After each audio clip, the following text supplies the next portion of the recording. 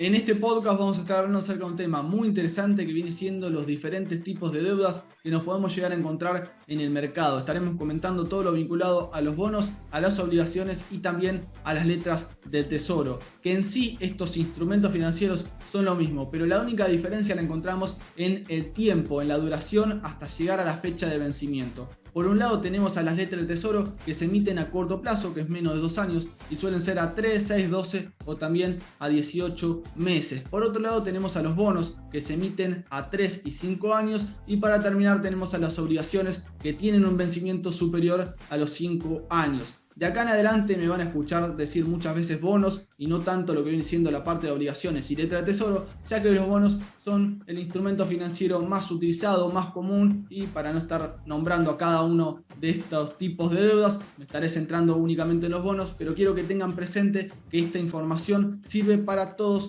los tipos de deudas que comenté previamente. Así que para empezar quiero decirles que los bonos son emitidos generalmente por empresas y también por estados o gobiernos. Lo hacen para conseguir financiamiento en el presente y de esta forma poder conseguir grandes rendimientos a medio y largo plazo, invirtiendo ese capital, por ejemplo, en ampliaciones de sucursales o también en construir una empresa nueva. Puede ser también darse el caso que eso suceda, o también puede llegar a ser más que nada vinculado a los estados o gobiernos que tomen ese capital para la construcción de ciertos tipos de obras que les sirvan para conseguir de esta forma, por ejemplo, entre un montón de cosas, estoy poniendo algunos ejemplos puntuales, nuevos puestos de trabajos, o también poder agilizar el transporte, o un montón de cosas que pueden llegar a hacer con ese capital. Entonces lo que consiguen es dinero, y con ese dinero lo invierten. Generalmente lo hacen para conseguir un buen retorno en cuanto a lo que viene siendo lo que invierten y lo que terminan consiguiendo a medio y largo plazo.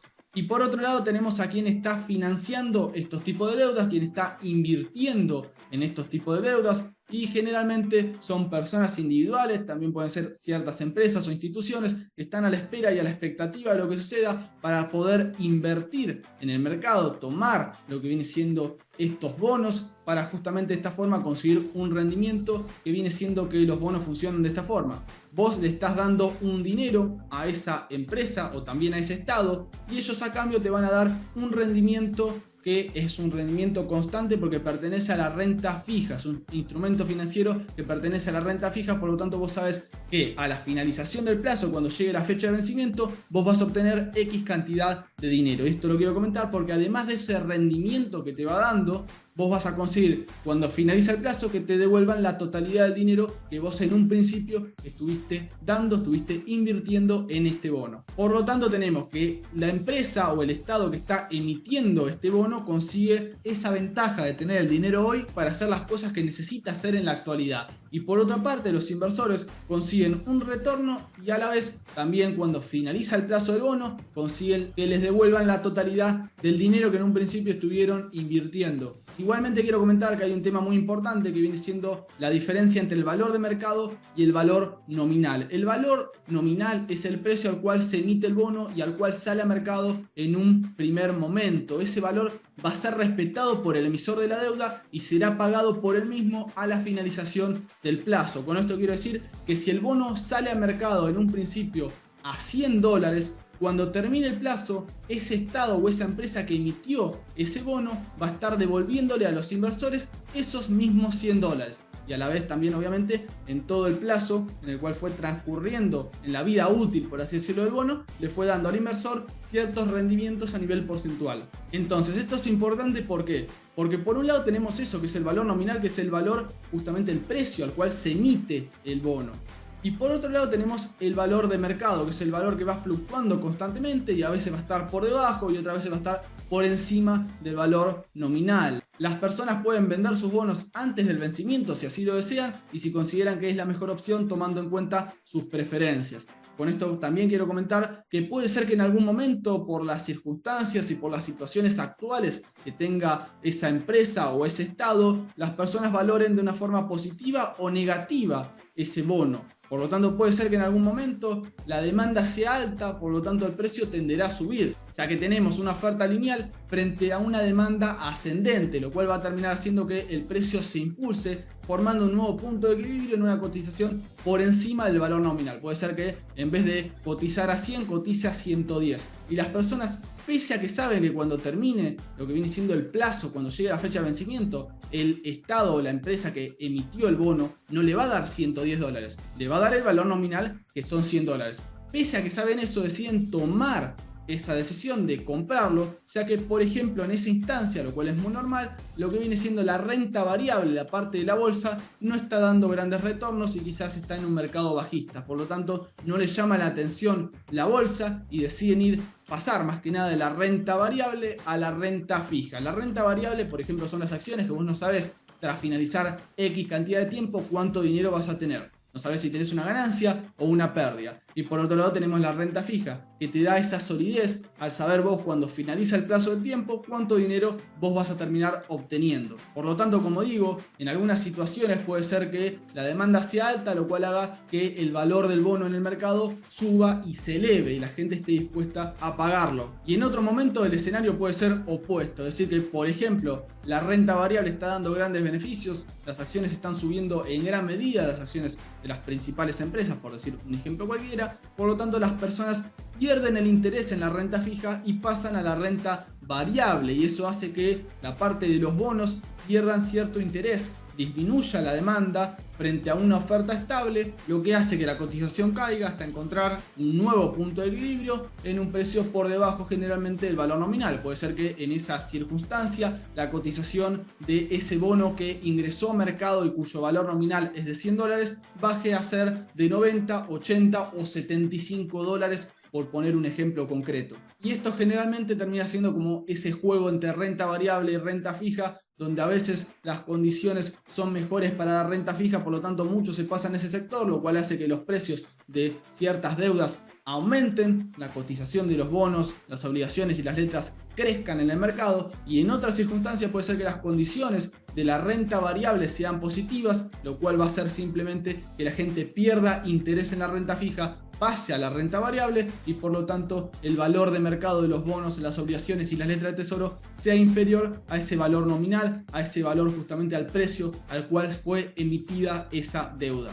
Terminado este tema, quiero comentarles que nosotros recomendamos en gran medida incorporar a una cartera lo que viene siendo los bonos, las obligaciones y las letras del tesoro. Son recomendables porque dan equilibrio y aportan diversificación a la cartera de inversión justamente de un inversor, valga la redundancia. Esto nace por el principio de diversificación, que nos sirve la diversificación para disminuir el riesgo invirtiendo en diferentes activos, para evitar depender de muy pocas cosas, para obtener grandes beneficios. De esta forma se disminuye el ratio de riesgo-beneficio, pero esto no es algo conservador, sino que es algo inteligente, sobre todo en una inversión que se está pensando a largo plazo. Con esto quiero decir que uno, cuando está invirtiendo a largo plazo, con esa vista a futuro, no puede, por ejemplo, decir agarro y meto $1000, que tengo $1000, los quiero invertir y los meto los $1000 en Apple. Esto no sirve porque hay que entender que de esta manera van a tener mucho riesgo. Puede ser que lo dejan durante 10 años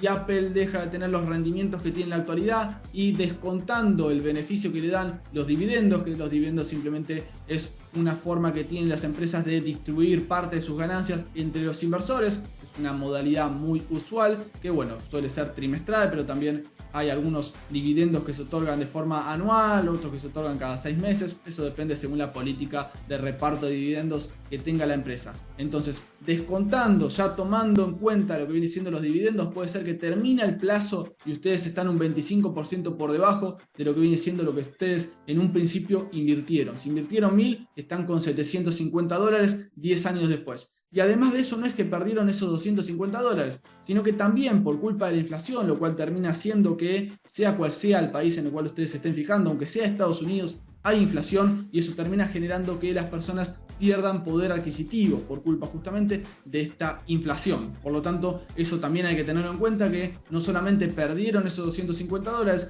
sino que los $750 que les quedaron en la actualidad no les sirven como les servían 10 años atrás, porque la posibilidad que tienen de comprar cosas con eso no es la misma posibilidad que tenían en un pasado. Al tener menor poder adquisitivo van a poder comprar menos cosas de las que compraban en un pasado. Así que para evitar esto, una persona lo que tiene que hacer es justamente diversificar. Obviamente también podemos ir al caso contrario, y lo quiero decir porque es algo que puede suceder, y es que ustedes invirtieron $1.000 en Apple, pasaron 10 años y ahora tienen $11.000. Es decir, que tuvieron una ganancia de $10.000 en ese plazo de tiempo, lo cual es una locura, es una barbaridad y es algo sumamente positivo. Eso se puede dar, pero ¿por qué motivo no es algo, por así decirlo, que yo se los pueda recomendar? Porque van a estar asumiendo un riesgo altísimo. Obviamente pueden tener un buen beneficio, pero el riesgo es tan grande que a largo plazo no termina siendo rentable. Lo mejor sin duda es diversificar. De esta forma ustedes estarán disminuyendo ese riesgo-beneficio posible, pero estarán teniendo una cartera que es más sólida, es más confiable y les va a dar grandes beneficios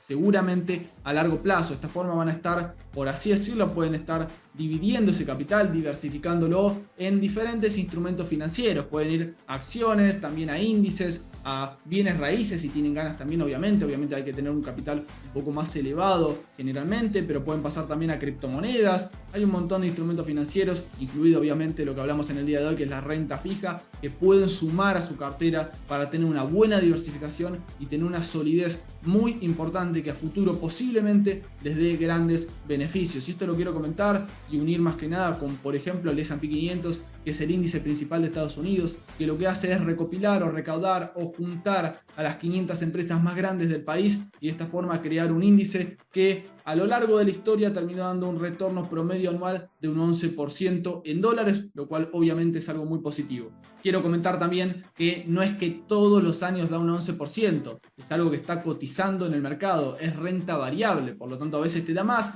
a veces te da menos. Puede ser que un año te da 50, otro año te da 20, otro año te da 0, otro año te da menos 30, pero el promedio a lo largo de la historia, que son décadas y décadas en las cuales está cotizando este índice en el mercado, es de ese 11% promedio anual que les comenté anteriormente. Así que, como digo, la diversificación es muy importante y uno, cuando está incluyendo lo que viene siendo la renta fija en su cartera, está tomando algo muy sólido que les va a dar grandes beneficios y va a hacer que tengan una cartera más equilibrada, sobre todo si ustedes están lo que viene siendo tomando ciertas decisiones puntuales, de decir, ok, en vez de ir a índices voy únicamente a acciones individuales, lo cual es más riesgoso obviamente que un índice, porque un índice está recopilando acciones y las acciones individuales son una empresa, frente a que, por ejemplo, en un índice como el S&P 500 tenemos 500 empresas. Pueden decir, bueno, hago eso, pero estoy equilibrando tomando en cuenta la renta fija. Y también pueden decir, yo quiero tener algo sólido, por lo tanto voy a tener acciones de empresas individuales, voy a sumar índices, voy a tener metales preciosos, voy a tener también renta fija, criptomonedas, y si tengo la posibilidad también me voy a ir a la parte de bienes raíces. Así que más que nada sería eso lo que quería comentar en el día de hoy. Espero que el tema les haya gustado y sobre todo que hayan entendido todo a la perfección, y ya nos estamos viendo en el siguiente podcast.